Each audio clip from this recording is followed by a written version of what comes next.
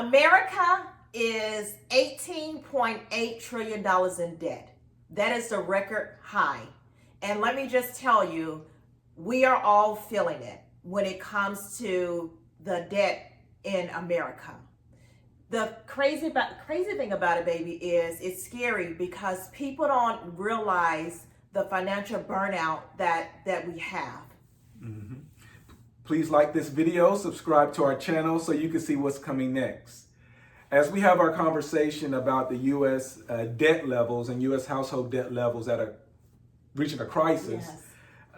I think there's a scripture in the Bible. I know we've used it before in some of our previous videos. You know, the rich rule over the poor and the borrower is slave to the lender. And so as we have our conversation about debt in and of itself is not bad. If it's used correctly. That's you can right. use debt to buy a house, you can use the debt to buy a car, you can use debt to go to school, you can use debt to start a business, Right. and to generate income. And so debt by itself is not bad, but we're talking about excessive debt. Right. Now, excessive debt is bad because it could be a very hard thing to get out of and a hard thing to repay. Right. And so But I do want to say too, because you bring up a great point. Although the debt is being used to buy a home, to buy a car for the student loan, it is always great to be able to say, you know what, hey baby, although we have this car loan, although we have this student loan or the mortgage, let's work together to pay this off early. yes, Which is so true. that is so true. And so as we jump into our conversation, why are so many families struggling financially right now?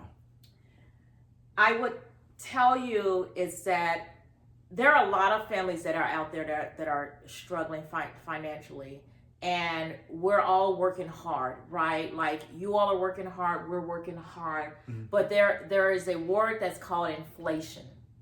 And I really want to break that down because I didn't know what that was years and years ago. But inflation is simply when prices starts increasing over time.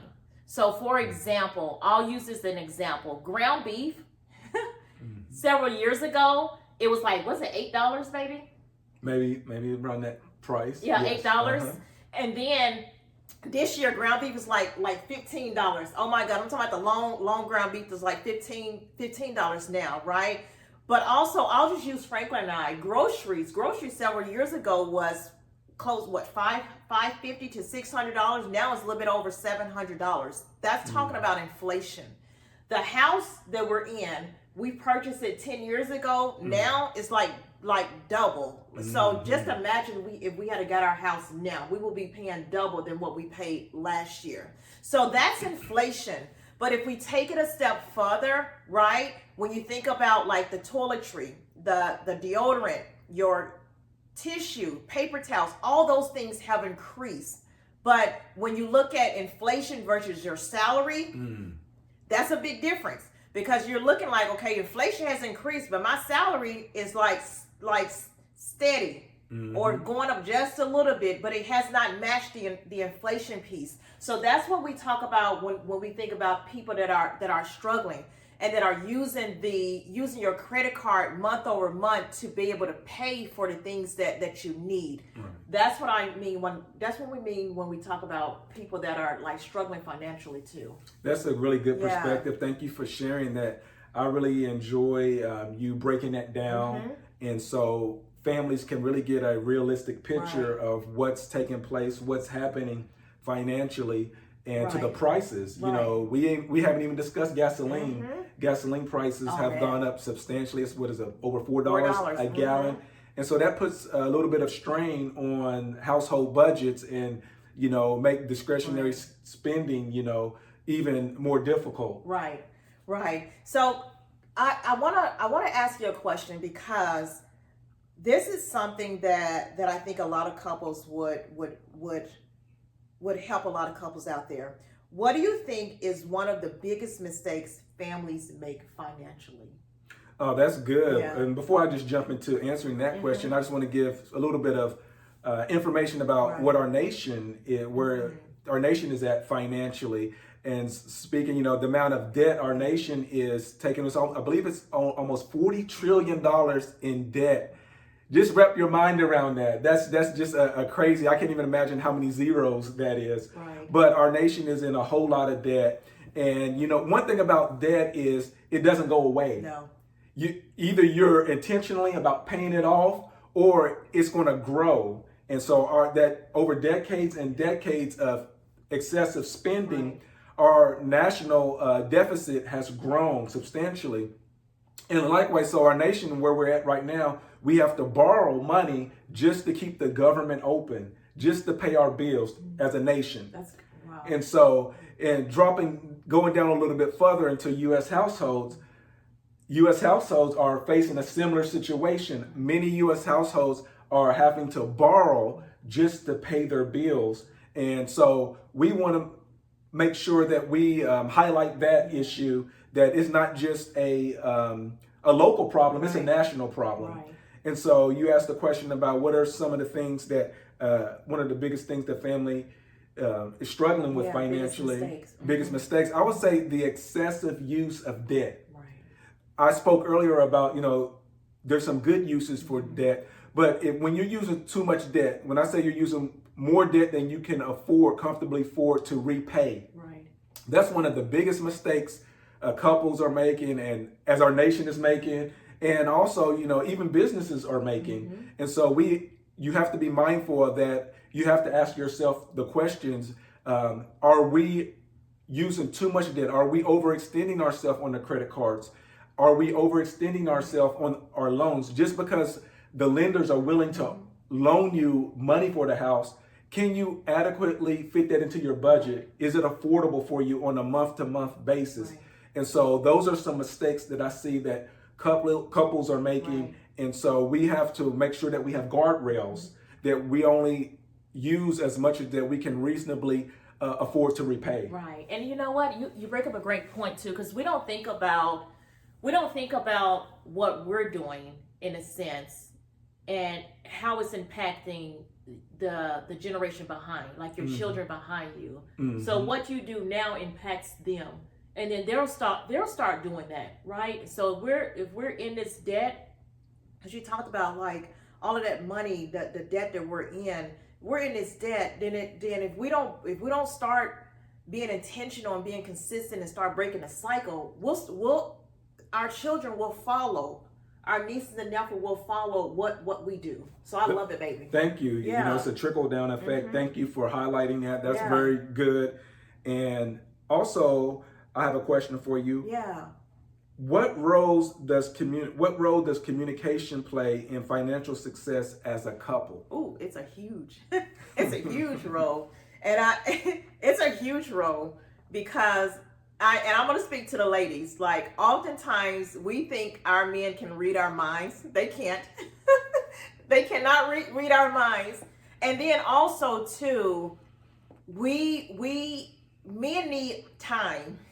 They need a good 15 minutes. So they walk through the door. They don't need for us to, oh no, I want to save for this, or I want to go on this trip, or I want to pay off this debt.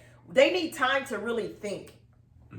To just come in and say, okay, I need a moment, then let me talk to them.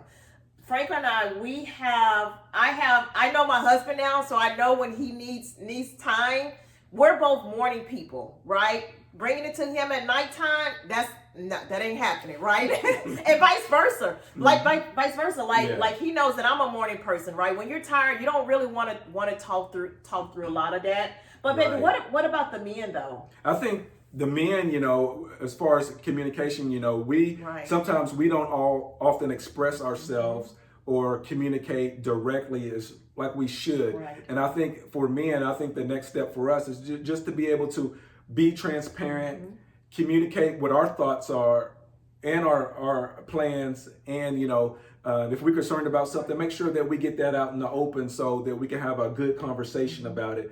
But men, you know, we have to be more vocal. Right. We have to be able to be more assertive when it comes to having financial conversations, because it is a big it's the big elephant in the room, It is. you know, for most couples, It you know. is. So we have to tackle that issue head on, and we have to communicate effectively around the issue, and we have to reach a compromise. Right. You know, not everybody's going to get what they want, Right. but you have to have a focus what's best for the household. Absolutely. And go into your conversation with that perspective, Right. and you will find out, you know, you could be more productive. Yeah, I love it too, because when Franklin and I, when we got married, like the communication was good, but when it came to like the finance, like the budgeting, especially for me, because I went through that divorce, so my communication wasn't all that good, but I grew over time. I grew over time, right? Thank God for grace.